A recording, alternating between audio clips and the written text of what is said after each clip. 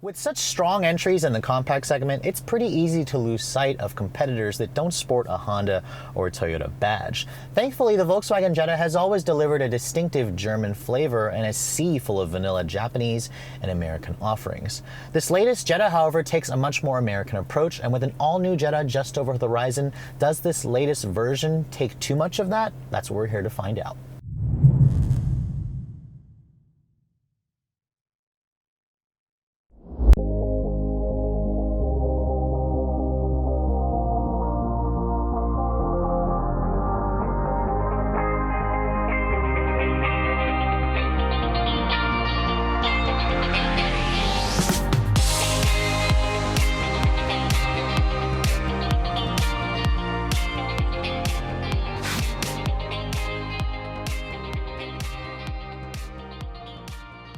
When this latest Mark VI Jetta made its debut back in 2011, Volkswagen was basically on a cost-cutting spree.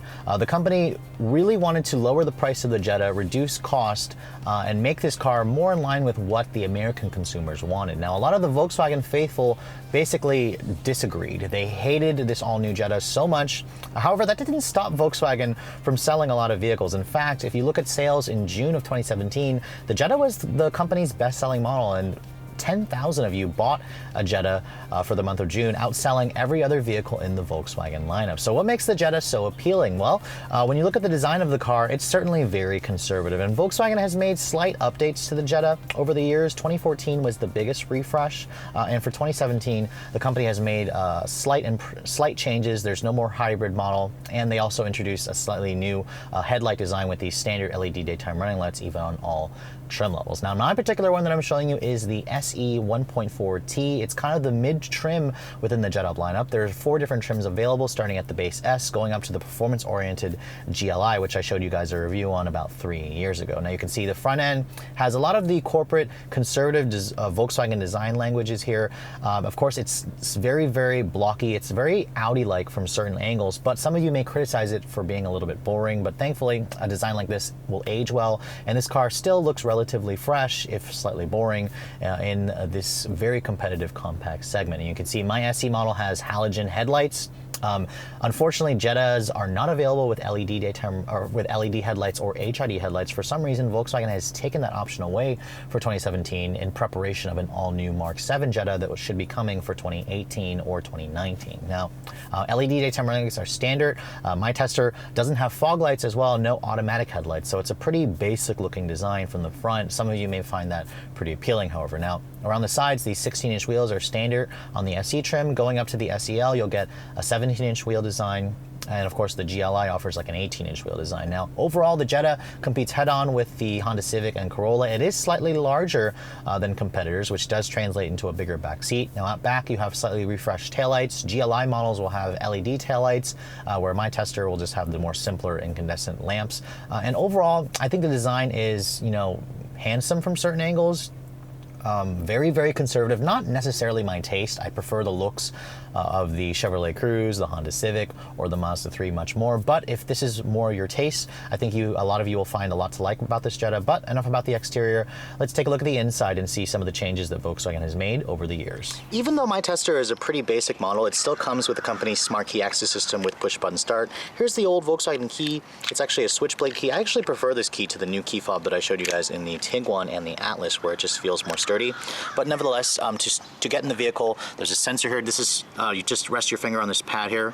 That will lock the doors for you. To unlock it, just touch the back of the door handle, and that unlocks the door for you. Now, looking at the inside of the latest Jetta, you can see it hasn't really changed too much aside from a new steering wheel from the Golf. I believe they added that last year. And the seats, these are the VTEX leatherette seats, so they're actually fake leather. They're pretty comfortable, supportive, only manual adjustments here, just 2-way or 4-way with the lumbar here. I know the upper trims will give you like a half 6-way power adjustable seat, but not on this SE trim. Now, stepping inside the Jetta, of course, it has, an easy step-in height, not like an SUV, of course, but it's pretty much competitive with everything else in this segment. Now, when you shut the door doesn't sound as solid as I'd like. I mean, you can tell this is an older platform. The last Golf that I drove definitely sounded better when you shut the door. Now, the Like I said, push button start is included. The button to start the engine is actually not over here. Volkswagen puts it down here by the shifter. But to start it up, just put your foot on the brake and then push this button here to fire everything up. And you can see the gauges are pretty old. This is not the digital cockpit display that I've shown you in some of the new Volkswagens. In fact, this screen in the center looks like it came from a Volkswagen from 10 years ago. But you can see here, looking at the rest of the instrument panel and the dash, it's a very conservative look. I mean, it's pretty old, you know, traditional with Volkswagen design language, very conservative. The materials in here also are pretty cheap. This is one of the issues that Volkswagen had when they introduced this model. It's all hard touch plastic dash. The upper trims like SEL and GLI give you a soft touch dash with some, you know, there's some silver painted plastic here. Now again, you're not going to really be touching the dash. The graining feels okay, and most competitors, you know, have, you know, similar, you know, materials, although the new Civic and Mazda 3 definitely feel a lot more high quality than this. The door panels, which I'm disappointed to say, are also hard touch plastic, and this is where I'm going to be resting my elbows. Now, so some of the things I noticed in here, the plastics do feel a little bit on the cheap side, and I actually scratched my knee several times on this very hard edge here on the center console, so that's something that I hope Volkswagen will address. It's not something that I noticed in some of the newer Volkswagen products. You do have an aluminum accented door handle, which is nice. It is slightly padded here with the leatherette on the armrest where you're going to be resting your elbows, and then the window is one touch automatic for the both front windows and actually for the rear, so that's surprising considering Volkswagen cheapened out on everything else. They gave you one touch windows for all four, which is nice.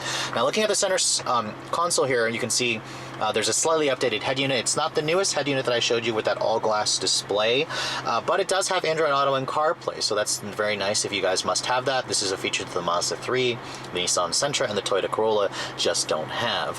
Going back to the Volkswagen interface, you know, it's pretty basic. This one doesn't have nav, of course, but when you go to your audio sources here, I really like the layout. Here it's very easy to use. The screen itself is only like 6.1 inches, so it's a little bit on the small side.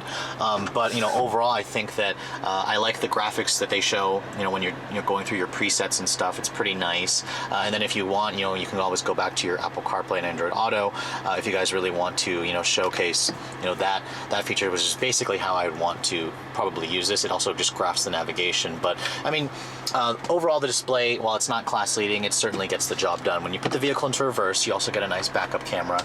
That is standard. It doesn't have trajectory, but it does have distance markers. No parking sensors, of course. This is still a pretty basic car. The climate controls down here are manual, single zone. I believe the SEL gives you the Climatronic dual zone.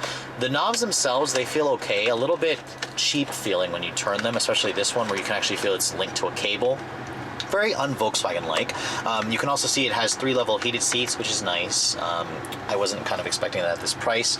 The shifter here, this controls the conventional 6-speed automatic.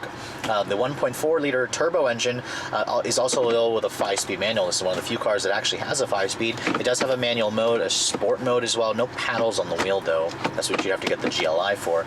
There's also a conventional pull-up handbrake here, which is nice if you guys prefer that. The armrest here still slides forward and adjusts. It's nice and padded. You have cup holders there, and then there's a little bit of storage here, a little bit on the small side, but it's nice that Volkswagen, you know, gave you that feature. My Tester also has a sunroof. It's just a conventional size sunroof. The controls here are pretty old. This literally reminds me of my old Mark 6 GTI that I had several years ago, but you know, it's not bad. The glove compartment, it also is damped. It's not lined with felt, but it's a pretty large size. It actually has 2 levels of storage, which is nice. I mean, overall, the interior of the Jetta is definitely not its strongest suit. Thankfully, Volkswagen included the, you know, the important stuff with like Apple CarPlay, and my Tester has blind spot monitoring with rear cross traffic alert. But overall, you're going to find the interiors of competitors a lot more luxurious feeling. But the Jetta's interior is one of the most spacious cabins, so if you're looking for that, this one may be at the top of your list. Another strong element to the Jetta is its gigantic back seat. This is actually maybe one of the most spacious back seats in the compact segment. Even today, that's what Volkswagen really focused on when they introduced this Mark 6. So stepping back here, you can see huge amounts of leg room. You can easily put, you know, somebody 6 foot tall back here. I'm only 5'7", but I have plenty of leg room, plenty of foot space underneath there. Shutting the door basically sounds like the front. It's filled with cheap materials on the upper portion here, but it's nice and soft touch down here at least. Now you can see the old Jetta had rear seat vents back here and just a lot more, you know, stuff. This one, you can see there's a big hole where the vents would go, but there's a little bit of storage. VW does give you a 12 volt here, but there's no USB ports back here. There's actually only one USB port in the front, and Volkswagen actually just fixed that last year where you don't have to use the stupid MDI proprietary connector.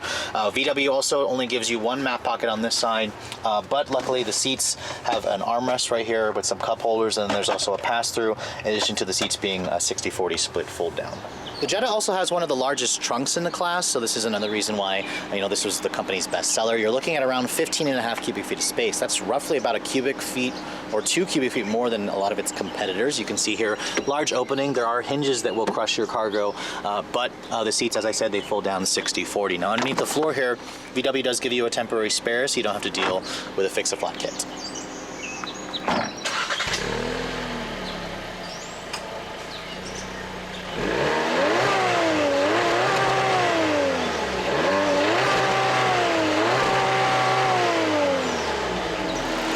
Of the latest Jetta, you can see Volkswagen made the best upgrade they made to the car over the years. This is replacing the base 2-liter iron block 8-valve motor that seriously was in production for so long. It just needed to be at the bottom of a boat anchor. This is the new 1.4-liter TSI direct injection 4-cylinder, basically a smaller version of the 1.8 and the 2-liter. Now in this application, it makes 150 horsepower, pretty competitive numbers, and 184 pound-feet of torque, which is more torque than what you get in the latest Honda Civic. This motor is standard on the S and SE. If you guys go to an SEL, there'll be a 1.8-liter turbo engine with 170 horsepower and the same torque. GLIs will sport a 2-liter turbo with 210 horsepower. That's a different review.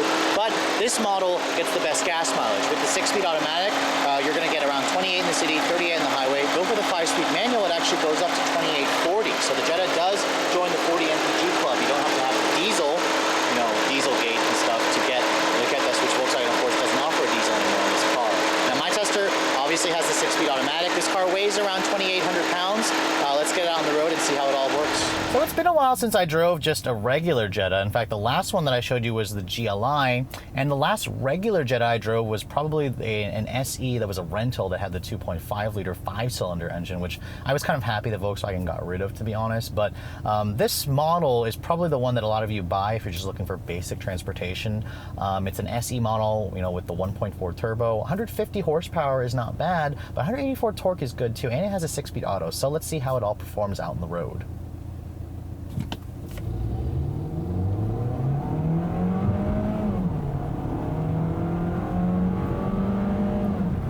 Now, the Jetta is certainly not quick. However, it is now very competitive with a lot of its other competitors from America and Japan. This 1.4 turbo is surprisingly responsive. It has very good low-end torque. 184 pound-feet of torque is definitely one of the highest numbers in this segment. And this is the base motor. Now, you do feel the lack of horsepower at the higher revs, but it's definitely a very, very good engine, good standard engine than Jetta. The 6-speed automatic also, I had it in sport mode there. It gets the job done. This is not, the latest dual clutch from Volkswagen. It's smooth, it's responsive, it shifts quick enough. It's not a performance Jetta by any means. If you don't want that, get the GLI or get a GTI, a Golf, which would be, my preference if I was going to get something like that. But, the Jetta is a pretty easy car to drive. Now, when Volkswagen went to this, Mark 6 platform, they actually got rid of the independent rear suspension on the early models. Thankfully, Volkswagen has fixed that. This now has a fully independent rear suspension. Before, you had to get a GLI to get that, and it shows. The Jetta's handling definitely is better. Its ride quality is much more controlled. It's less bouncy versus the unconventional semi-independent twist beam that the old one had. And this car is relatively quiet. The engine is pretty quiet. You don't really hear it. The road noise is pretty subdued. The visibility in here is excellent. Big side mirrors. The conventional shape allows for, excellent forward visibility and rear visibility. And, this is a Jetta. It's a Volkswagen. So German cars are supposed to be sportier, and this is where the Jetta still kind of falls flat. It definitely is secure in its handling. The steering is electric, it's light, it's quick enough, but there's just not a certain playfulness there that the old Jetta had, or even the Golf has. So if you want the sportier, more Volkswagen-feeling German car, make sure you get a Golf. The Jetta definitely still feels like it's been Americanized for, the US market, and it shows in the handling. It's a very comfortable car. The seats are comfortable. The ride is nice and soft. So this is a car that, you'd be easy to daily drive. It'd be a great road trip car. But in terms of the fun factor, this SE model doesn't really offer much.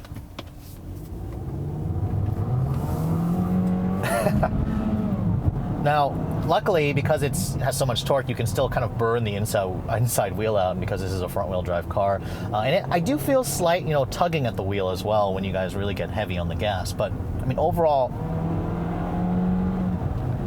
It's not bad. The engine itself at the higher revs doesn't make the most pleasant noises. The 2-liter turbo and the GLI or GTI definitely sound a lot better. But again, this is a commuter car. It's rated at 38 mpg. That's excellent fuel economy for something like this. And, you know, the computer has actually been telling me I've been averaging around 35 miles per gallon. So in my week's worth of testing, that's excellent fuel economy for something like this. And it's pretty much on par with the last Honda Civic Turbo that I drove. Now, one thing the Jetta is lacking is the full suite of driver assistance tech. The Golf is the one that offers that, but you can get, you know, my tester has blind spot monitoring with their cross traffic alert. You can get automatic emergency braking with pedestrian detection, but I don't believe Volkswagen offers adaptive cruise on the Jetta. That's something that they're probably gonna, you know, wait to introduce the all-new, you know, Mark 7 generation, which should be based on the Mark 7 MQB platform. This car is still on the old platform, and it definitely shows when you're going down the road.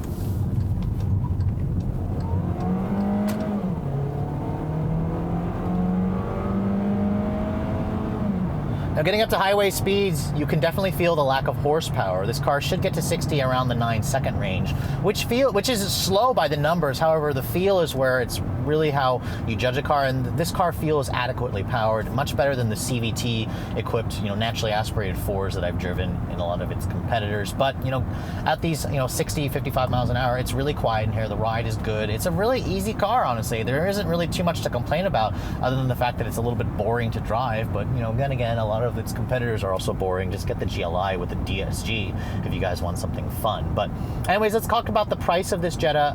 As I said before, when Volkswagen redesigned it, they made it a lot less expensive. This car starts at $17,700 for a base model with a 5-speed manual, the S model. That actually makes it about $1,000 cheaper than a comparable Honda Civic or Toyota Corolla. Also, it's about $500 cheaper than a Mazda 3 S, or the Sport model with a 6-speed manual. Competitors that are cheaper, however, include like the Hyundai Elantra, the Kia Forte, or the Ford Focus or Chevrolet Cruze. Those are about $1,000 cheaper than the Jetta, so it's pretty mid-pack in terms of pricing. Now, my tester is an SE model. It's probably the model that a lot of you will end up buying. It gives you features like the push-button start, the blind spot monitoring with cross-traffic alert, the leatherette seats with heated seats, you know, the 16-inch wheels and the sunroof. All-in, my tester's around $22,500. That's about the same price as what you'll pay for a Honda Civic EX. An EXT is going to cost you a little bit more. So, you know, Volkswagen has the pricing right. If you guys go up to an SEL, you know, this car can easily, you know, top $25,000. A GLI starts at like $28,000 and can, you know, get close to $30,000 if you guys, you know, pack on some of the options. My issues with the Jetta, you know, they really have decontented this car, you know, in, you know, their way of showing that this is, you know, a platform that's going to be retiring soon. But if you just need some basic transportation, you want a big back seat, you want a comfortable ride, you want a nice turbo engine, I think the Jetta is certainly worth a look. Just know that I prefer a lot of its more newer competitors that just feature, you know, much more premium interiors that have a lot more tech features in them. Just be prepared to pay a little bit more for something like that if you guys are in the market for that. But anyways, I hope you guys have enjoyed my full overview on this 2017 Volkswagen Jetta 1.4 SE. If you're also looking to see the latest cars I'm testing, make sure you follow me on Instagram at Redline_reviews. Like us on Facebook, and if you haven't done so, please subscribe to the Redline Reviews YouTube channel for all the latest reviews. Thanks so much for watching, guys. I'll catch you all in the next video.